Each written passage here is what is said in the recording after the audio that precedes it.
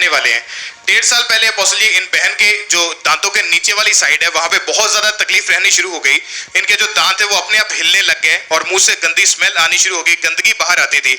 जब ये डॉक्टर के पास गए चेकअप करवाने के लिए तो डॉक्टर ने जब इनके एक्सरेज किए, उन्होंने एक्सरे करके बताया कि इनके जबड़े के नीचे जो है वो मल्टीपल कैंसर की रसौलियां बन चुकी है, और वो एक नहीं बल्कि वो बहुत ज्यादा है वो रसौलियां। और डॉक्टर ने बताया कि इसका जो इलाज है वो केवल एकमात्र ऑपरेशन ही है, और डॉक्टर ने बताया कि ऑपरेशन करके आपका पूरा जो जबड़ा है वो काटना पड़ेगा और फिर पसली की हड्डी को निकाल के उसके टुकड़े करके जबड़े वाले हिस्से में उन हड्डी के टुकड़ों को जोड़ा जाएगा। और डॉक्टर ने बोला कि ये प्रोसेस काफी लंबा चलेगा और इसके 12 से 13 आपके ऑपरेशन करने पड़ेंगे, और ऑपरेशन के बाद इनको बोला गया था कि आपकी प्लास्टिक सर्जरी करनी पड़ेगी। डॉक्टर ने बताया कि इस सारे प्रोसेस का, इस सारे इलाज का जो खर्चा है वो 24 लाख से 26 लाख रुपए तक होगा।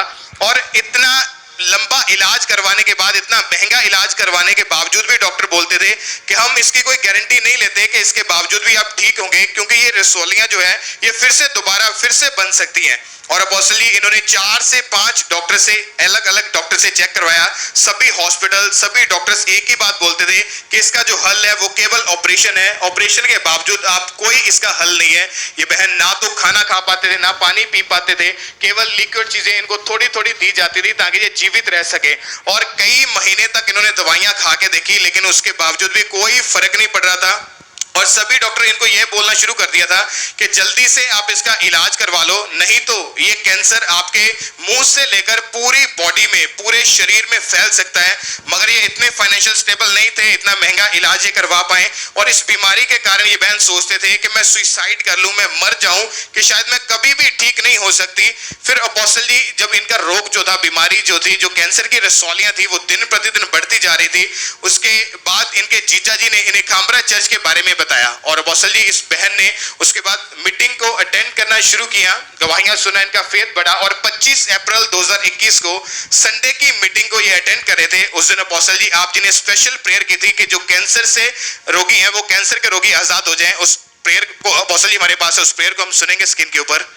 मैं देख रहा हूं कैंसर से आपको आजाद होते हुए, आपको किसी ऑपरेशन की, ट्रांसप्लांट की जरूरत नहीं पड़ने वाली होली स्पिरिट दिखा रहा, आप हील हो रहे हैं राइट नाउ।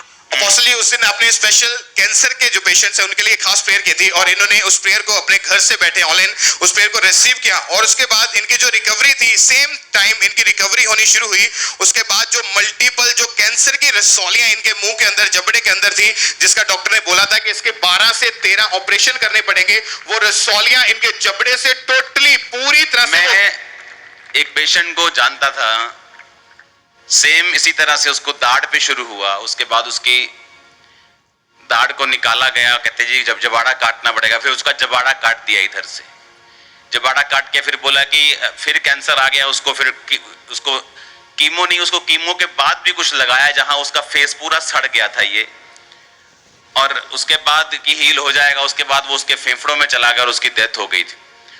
और वो केस मुझे याद था, और जब मैंने मॉर्निंग इनकी टेस्टिमनी आई और मैंने टेस्टिमनी देखी तो मैंने कहा इसको मैं दूंगा टेस्टिमनी को, मुझे पता है कि ये क्या चीज है और ये कितनी सीरियस चीज है,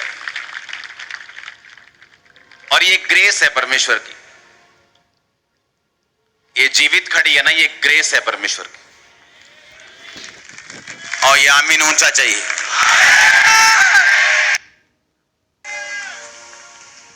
अब क्या कहना चाहते हैं लोगों को जो भयंकर रूप से बीमार हैं या ऐसी चीजों से गुजर रहे हैं जो आपने एक्सपीरियंस किया, क्या बोलना चाहते हैं आप लोगों को?